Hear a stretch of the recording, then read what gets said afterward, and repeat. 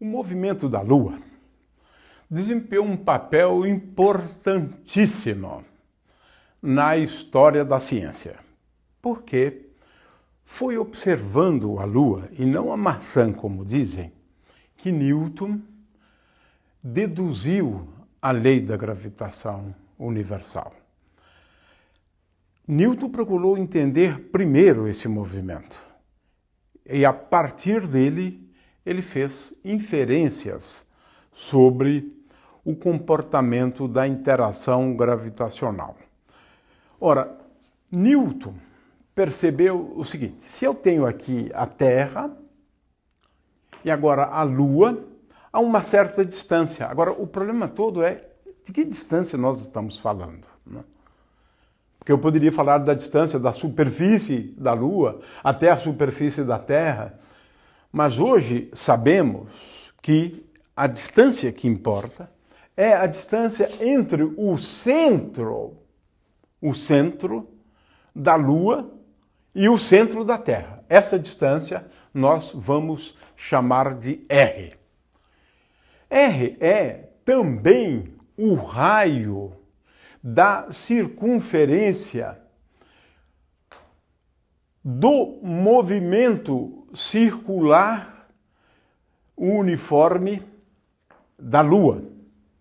De forma que R é o raio do movimento circular e uniforme, adotando agora a Lua como um ponto material. É claro que, para efeito da gravitação, na realidade, nós podemos adotar, para efeito da interação gravitacional, a massa da Terra como estando no centro da Terra e a massa da Lua como estando no centro da Lua. Ou seja, é isso que justifica a gente analisar o movimento de objetos extensos como esse e adotar a lei da gravitação universal como se esses objetos fossem pontiformes. Muito bem.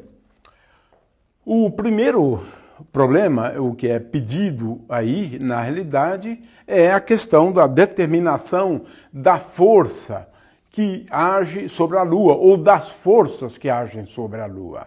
Newton percebeu que é preciso haver uma força para evitar que a Lua, a cada ponto, possa sair pela tangente. Não houvesse essa força, a Lua sairia pela tangente. E Newton percebeu isso. Para que haja um movimento circular, é necessário que haja uma força agindo sobre esse corpo, e essa força, em cada ponto, ela precisa estar orientada em direção, ou seja, ao longo de uma reta, passando pelos dois centros, e ela tem o sentido do centro da Terra. Portanto, essa força pode ser identificada por este vetor aqui, apontando em direção ao centro da Terra. Essa força é a força gravitacional. Existe uma única força agindo sobre a Terra.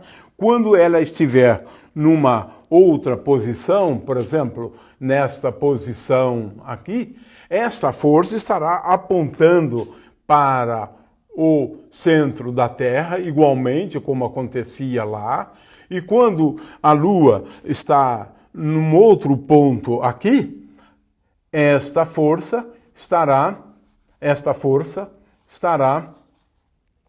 apontando novamente em direção ao centro da Terra. Portanto, veja que esta força aqui é a força gravitacional, ela aponta sempre em direção à Terra. Vamos escrever a expressão para essa força aqui. Ora, essa força é a força sobre a Lua, por isso vamos colocar um índice aqui, F Lua, a força que a Lua experimenta, é uma força gravitacional, então nós vamos aqui evocar, né, a lei da gravitação universal. Eu vou colocar aqui um sinal menos, e esse sinal menos vai ser entendido logo logo, e agora, em módulo, essa força é igual a G vezes a massa da Terra vezes a massa da Lua, dividido por R ao quadrado, onde R é a distância entre a Terra e a Lua, como eu disse antes, R é a distância entre os centros da Terra e da Lua, vezes um versor E índice R. Veja-se que a expressão vetorial da força exercida pela Lua requer que a gente introduza esse versor E índice R, que é um versor que aponta sempre na direção radial e ele está sempre orientado para fora. Esse E índice R, neste ponto ele está aqui, neste ponto ele está aqui, nesse ponto ele está aqui. E esse versor E índice R, ele depende, como vimos agora, da posição na qual se encontra a Lua num determinado instante de tempo. Esse versor E índice R eu escrevo como sendo igual a cosseno φ. Φ é o ângulo que caracteriza a posição da Lua, vezes I, mais seno φ vezes J. Portanto, em módulo que a Lua experimenta é G vezes a massa da Terra vezes a massa da Lua dividido por R ao quadrado. Essa expressão é a expressão para o módulo da força. No entanto, se nós quisermos a direção e o sentido, é importante entender esta expressão vetorial. Agora, vemos a razão para o sinal menos. O sinal menos advém do fato de que essa força aponta sempre em direção ao centro. Alguns utilizam a expressão força centrípeta, mas isso a rigor não existe. O que existe é a força gravitacional, né? Então, nesse caso, a força tem esta expressão e é claro que, no caso do movimento da Lua, ela tem apenas uma componente da aceleração que a Lua experimenta, né? Ora, a aceleração nós indicamos por A e uma flechinha acima, e a aceleração é a aceleração no caso do movimento circular uniforme. O corpo só tem a aceleração centrípeta.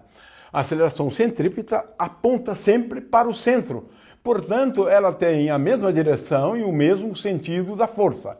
E essa aceleração se escreve como menos v ao quadrado dividido por r vezes o versor E índice R. Veja-se que essa aceleração é sempre na direção radial, mas apontando sempre para o centro. Ou seja, menos r vezes ômega ao quadrado, que é uma outra forma de escrever a aceleração centrípeta, vezes E índice R, onde eu utilizei na expressão acima a relação entre a velocidade escalar e a velocidade angular. Portanto, a Lua experimenta ou tem uma aceleração, que é a aceleração centrípeta, sempre em direção, é claro, ao centro da Terra, com esta orientação e com este sentido, e eu tenho duas formas de escrever a aceleração centrípeta. Nós vamos colocar aqui massa da Lua vezes a aceleração é igual à força. Ora, a força tem apenas uma componente utilizando, claro, coordenadas polares e essa base de vetores. Portanto, no caso do movimento da Lua, multiplicando a aceleração pela massa da Lua, nós temos que m da Lua vezes v ao quadrado dividido por r é igual a g vezes a massa da Lua vezes a massa da Terra dividido por r ao quadrado. Ou, se quisermos expressar a velocidade da Lua em função do raio, nós temos aqui o cancelamento da massa da Lua, portanto, podemos escrever que a velocidade da Lua ao quadrado é igual a g vezes a massa da Terra dividido pelo raio, uma vez que esse R se cancela com um desses R's aqui. Portanto, eu posso determinar, além da força, é claro que agora eu tenho duas formas de escrever a força. Eu tenho como escrever a força em função da lei da gravitação universal. Eu posso também escrever que a força que a Lua experimenta é igual a massa vezes a aceleração. Ora, se eu substituir essa massa aqui pela massa da Lua, eu vou encontrar que a força que a Lua experimenta é igual a m, que é a massa da Lua, vezes a aceleração, mas essa aceleração é igual a menos v ao quadrado sobre r vezes e índice r. Portanto, eu tenho duas formas para determinar a força sobre a Lua. Na primeira delas, eu escrevo a força sob a forma da lei da gravitação universal, e na segunda, eu simplesmente escrevo a força sobre a Lua é igual à massa da Lua vezes a aceleração experimentada pela Lua, e, portanto, em módulo, pelo menos, essa força é igual à massa da Lua vezes v ao quadrado dividido por r. Essa é uma outra forma de se escrever a força sobre a Lua. Agora estou considerando apenas o módulo da força. E com isso, então, resolvemos o nosso problema.